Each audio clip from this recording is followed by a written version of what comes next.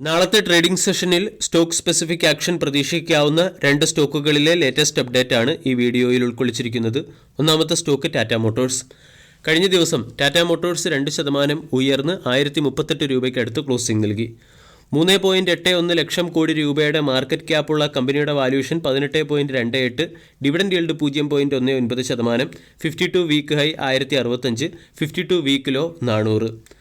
Tata Motors April 1 മുതൽ അതിൻ്റെ commercial വെഹിക്കിൾസിൻ്റെ വില വർദ്ധിപ്പിക്കുന്നു എന്നുള്ളതാണ് ടാറ്റ മോട്ടോഴ്സിനെ സംബന്ധിക്കുന്ന ഒരു പ്രധാന അപ്ഡേറ്റ്. അവസാന വില വർധനവ് നടപ്പിലാക്കിയത് 2024 ജനുവരി മാസത്തിലായിരുന്നു. അന്ന് കൊമേഴ്ഷ്യൽ വെഹിക്കിൾസിൻ്റെ വിലയിൽ 3% വരെ വർധനവ് കമ്പനി നടപ്പിലാക്കുകയും ചെയ്തു. ഈ വില വർദ്ധിപ്പിക്കുന്നത് കമ്പനിയുടെ ഏണിങ്സിൽ സബ്സ്റ്റാൻഷ്യൽ വർധനവിന് കാരണമായേക്കും. കമ്പനിയുടെ ക്യാഷ് ഫ്ലോ ഇംപ്രൂവ് ആകാനും ഡെപ്റ്റ് ഒബ്ലിഗേഷൻസ് കുറയുന്നതിനും കാരണമായേക്കും. ടാറ്റ മോട്ടോഴ്സ് കഴിഞ്ഞ ആഴ്ച അതിൻ്റെ ഡീമർജർ പ്ലാനും അനൗൺസ് ചെയ്തിരുന്നു. കൊമേഴ്ഷ്യൽ വെഹിക്കിൾ ബിസിനസ്സിനെയും പാസഞ്ചർ വെഹിക്കിൾ ബിസിനസ്സിനെയും സെപ്പറേറ്റ് എൻറ്റിറ്റിയാക്കി മാർക്കറ്റിൽ ലിസ്റ്റ് ആക്കാനാണ് കമ്പനി ലക്ഷ്യമിടുന്നത്. കൊമേഴ്ഷ്യൽ വെഹിക്കിൾ ബിസിനസ്സും അതുമായി ബന്ധപ്പെട്ട ഇൻവെസ്റ്റ്മെൻറ്റുകളുമായിരിക്കും കൊമേഴ്ഷ്യൽ വെഹിക്കിൾ ബിസിനസ് എൻറ്റിറ്റിയിൽ ഉണ്ടാവുക. Passenger vehicle, electric vehicle, JLR എന്നീ ബിസിനസ്സുകളായിരിക്കും പാസഞ്ചർ വെഹിക്കിൾ ബിസിനസ് എൻറ്റിറ്റിയിൽ ഉണ്ടാവുക. ഈ ഡീമർജർ പ്ലാനിൻ്റെ പശ്ചാത്തലത്തിൽ പല ബ്രോക്കേജ് ഏജൻസികളും സ്റ്റോക്കിന് മിക്സഡ് റെസ്പോൺസ് നൽകുകയും 1100 മുതൽ 1200 വരെയുള്ള ടാർഗറ്റ് നൽകുകയും ചെയ്തു.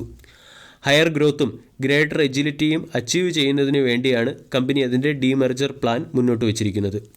2022 തന്നെ കമ്പനി അതിൻ്റെ ഡീമർജർ പ്ലാൻ കൊണ്ടുവന്നതാണ്. കമ്പനിയുടെ ചെയർമാനായ N. ചന്ദ്രശേഖരൻ പറയുന്നത്, ടാറ്റ മോട്ടോഴ്സ് എന്ന കമ്പനി ഓട്ടോമോട്ടീവ് ബിസിനസ്സിനെ പ്രധാനമായും 3 സെഗ്മെൻറ്റിലാണ് നടത്തുന്നത്. ഈ 3 സെഗ്മെൻറ്റും ഇൻഡിപെൻഡൻ്റായിട്ട് ഓപ്പറേറ്റ് ചെയ്യുകയും കൺസിസ്റ്റൻ്റ് പെർഫോമൻസ് ഡെലിവർ ചെയ്യുകയും ചെയ്യുന്നു.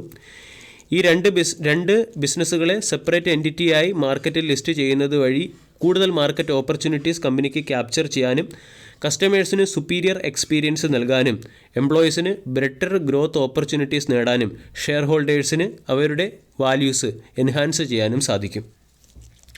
ടാറ്റ മോട്ടോഴ്സിന് ഷെയർഖാൻ എന്ന ബ്രോക്കേജ് ഏജൻസി ബൈ എന്ന റേറ്റിംഗും 1188 രൂപയുടെ ടാർഗറ്റുമാണ് നൽകിയിരിക്കുന്നത്. ഇവിടെ രണ്ട് പ്രത്യേക എൻറ്റിറ്റിയായി ലിസ്റ്റ് ചെയ്യുന്നത് വഴി കമ്പനിക്ക് അതിൻ്റെ ഫണ്ടമെൻ്റൽസ് ഇംപ്രൂവ് ചെയ്യാൻ സാധിക്കും.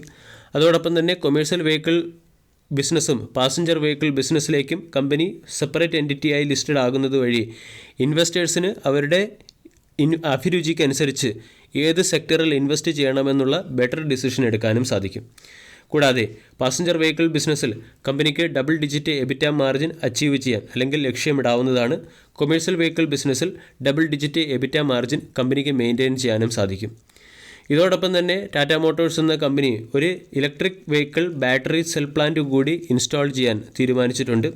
ഇതുവഴി ഇലക്ട്രിക് വെഹിക്കിൾ ബാറ്ററിക്ക് വേണ്ടി തേർഡ് പാർട്ടിയെ ഡിപ്പെൻഡ് ചെയ്യുന്നതും കുറയ്ക്കാൻ സാധിക്കും. ഈ ഫാക്ടറുകളെല്ലാം പരിഗണിച്ചാണ് 1188 രൂപയുടെ ടാർഗറ്റ് നൽകിയിരിക്കുന്നത്. KR ചോസ്കിയും ടാറ്റ മോട്ടോഴ്സിന് ബൈ എന്ന റേറ്റിംഗും 1178 രൂപയുടെ ടാർഗറ്റുമാണ് നൽകിയത്. മുമ്പ് 1060 രൂപയുടെ ടാർഗറ്റായിരുന്നു നൽകിയത്. 1060 നിന്നും 1178 രൂപയുടെ ടാർഗറ്റ് നൽകി. ടാറ്റ മോട്ടോഴ്സ് അതിൻ്റെ ബിസിനസ്സിനെ പാസഞ്ചർ വെഹിക്കിൾ, കൊമേഴ്ഷ്യൽ വെഹിക്കിൾ എന്നീ 2 സെപ്പറേറ്റ് വെർട്ടിക്കൽസിൽ ലിസ്റ്റ് ചെയ്യുന്നത് വഴി ലോങ് ടൈമിൽ കമ്പനിയുടെ പെർഫോമൻസ് ഇംപ്രൂവ് ചെയ്യും എന്നാണ് KR ചോസ്കിയുടെ റിപ്പോർട്ടിൽ പറയുന്നത്. LKP സെക്യൂരിറ്റീസിൻ്റെ അശ്വിൻ പാട്ടീലും സ്റ്റോക്കിന് ബൈ എന്ന റേറ്റിംഗും ഹയർ സൈഡിലുള്ള ടാർഗറ്റ് നൽകുന്നുണ്ട്. പാസഞ്ചർ വെഹിക്കിൾ സെഗ്മെൻറ്റിൽ കമ്പനി പ്രത്യേക എൻറ്റിറ്റിയായി ലിസ്റ്റ് ചെയ്യുന്നത് വഴി മാർക്കറ്റ് ലീഡറായ മാരുതിയുമായി ഡയറക്റ്റ് കോമ്പറ്റീഷനിൽ കമ്പനിക്ക് എത്താൻ സാധിക്കും. കൊമേഴ്ഷ്യൽ വെഹിക്കിൾ സെഗ്മെൻറ്റിൽ കമ്പനി സെപ്പറേറ്റ് എൻറ്റിറ്റിയായി ലിസ്റ്റ് ചെയ്യുന്നത് വഴി ഡൊമസ്റ്റിക് പ്ലെയറായ അശോക് ലേലാൻഡ് പോലുള്ള കമ്പനികളുമായി സ്ട്രേറ്റ് അവേ കോമ്പറ്റീഷനിൽ കമ്പനിക്ക് എത്താൻ സാധിക്കും. ഇത് രണ്ടും കമ്പനിയുടെ പെർഫോമൻസിനെയും അതുപോലെ തന്നെ സ്റ്റോക്കിൻ്റെ പെർഫോമൻസിനെയും ഉയർത്താൻ കാരണമായേക്കും. അതോടൊപ്പം തന്നെ മറ്റു ചില ബ്രോക്കേജ് ഏജൻസികൾ ഡൗൺ സൈഡിൽ അല്ലെങ്കിൽ ലിമിറ്റഡ് അപ്സൈഡിലുള്ള ടാർഗറ്റ് നൽകിയിട്ടുണ്ട്. ഇതിൽ പ്രധാനമായും മൂഡീസ് എന്ന ബ്രോക്കേജ് ഏജൻസി ടാറ്റ മോട്ടോഴ്സിന് BA3 എന്ന റേറ്റിംഗും പോസിറ്റീവ് ഔട്ട്ലുക്കും മെയിൻറ്റെയിൻ ചെയ്യുന്നതാണ്. കമ്പനി അതിൻ്റെ കൊമേഴ്ഷ്യൽ വെഹിക്കിൾ ബിസിനസ്സിനെയും പാസഞ്ചർ വെഹിക്കിൾ ബിസിനസ്സിനെയും 2 ലിസ്റ്റഡ് എൻറ്റിറ്റി ആക്കുന്നത് വഴി കൊമേഴ്ഷ്യൽ വെഹിക്കിൾ ബിസിനസ്സിന് 40% മാർക്കറ്റ് ഷെയർ അച്ചീവ് ചെയ്യാൻ സാധിക്കുമെന്നും കമ്പനിക്ക് അതിൻ്റെ ഫ്രീ ക്യാഷ് ഫ്ലോ ജനറേറ്റ് ചെയ്യാൻ സാധിക്കുമെന്നും മൂഡീസിൻ്റെ വൈസ് പ്രസിഡന്റ് പറയുന്നുണ്ട്. ഇതോടൊപ്പം തന്നെ നമൂറ എന്ന ബ്രോക്കേജ് ഏജൻസി ബൈ എന്ന റേറ്റിംഗും 1087 രൂപയുടെ ടാർഗറ്റ് നൽകിയിട്ടുണ്ട്. മറ്റൊരു ബ്രോക്കേജ് ഏജൻസിയായ JP മോർഗൻ ഓവർ വെയ്റ്റ് എന്ന റേറ്റിംഗും 1000 രൂപയുടെ ടാർഗറ്റുമാണ് നൽകിയിരിക്കുന്നത്. JP മോർഗൻ്റെ റിപ്പോർട്ട് പ്രകാരം ഡീമർജറിന് ശേഷം 1 മുതൽ 1.5 വർഷത്തോളം സമയമെടുക്കും രണ്ട് ഡീമർജറും മെറ്റീരിയലാകുന്നതിന് വേണ്ടി. മോർഗൻ സ്റ്റാൻലി എന്ന ബ്രോക്കേജ് ഏജൻസി ബൈ എന്ന റേറ്റിംഗും 1013 രൂപയുടെ ടാർഗറ്റുമാണ് നൽകുന്നത്. പാസഞ്ചർ വെഹിക്കിൾ സെഗ്മെൻറ്റിലെ കമ്പനിയുടെ കോൺഫിഡൻസ് ആണ് ഈ സ്പ്ലിറ്റിംഗ് തീരുമാനത്തിന് പിന്നിലെ പ്രധാന ഫാക്ടർ എന്ന് മോർഗൻ സ്റ്റാൻലിയുടെ റിപ്പോർട്ടിൽ പറയുന്നു. 1039 രൂപയ്ക്ക് അടുത്ത് സ്റ്റോക്ക് ട്രേഡ് ചെയ്യുന്നു. സ്റ്റോക്കിനെ സംബന്ധിച്ചിടത്തോളം 1050, 1100, 1150, 1180 തുടങ്ങിയ ടാർഗറ്റുകളാണുള്ളത്. 1000 പ്രധാന സൈക്കോളജിക്കൽ സപ്പോർട്ടായി പ്രവർത്തിച്ചേക്കും. 1000 എന്ന സപ്പോർട്ട് നഷ്ടപ്പെടുകയാണെങ്കിൽ സ്റ്റോക്കിനെ സംബന്ധിക്കുന്ന ഒരു സ്ട്രോങ് സപ്പോർട്ട് 900 മുതൽ 950 വരെയുള്ള സോണാണ്. രണ്ടാമത്തെ അപ്ഡേറ്റ് യൂക്കോ ബാങ്കുമായി ബന്ധപ്പെട്ടതാണ്. കഴിഞ്ഞ ട്രേഡിംഗ് സെഷനിൽ യൂക്കോ ബാങ്ക് 2.4% ഇടിഞ്ഞ് 57 രൂപയ്ക്കടുത്ത് ക്ലോസിംഗ് നൽകി. 68,000 കോടി രൂപയുടെ മാർക്കറ്റ് ക്യാപ്പുള്ള കമ്പനിയുടെ valuation 40.27, 52 week high 70, 52 week low 22.25. CBI UCO ബാങ്കിൻ്റെ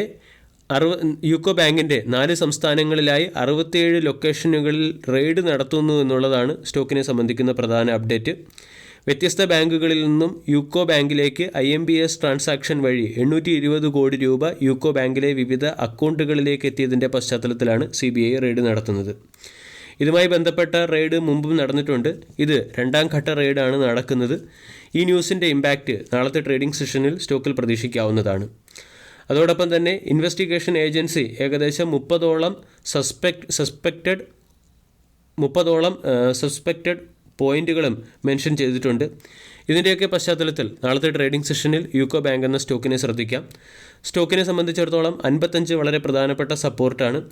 55 മുതൽ 50 വരെയുള്ള റേഞ്ചിൽ സ്റ്റോക്ക് എത്താനുള്ള പോസിബിലിറ്റി ഉണ്ട്.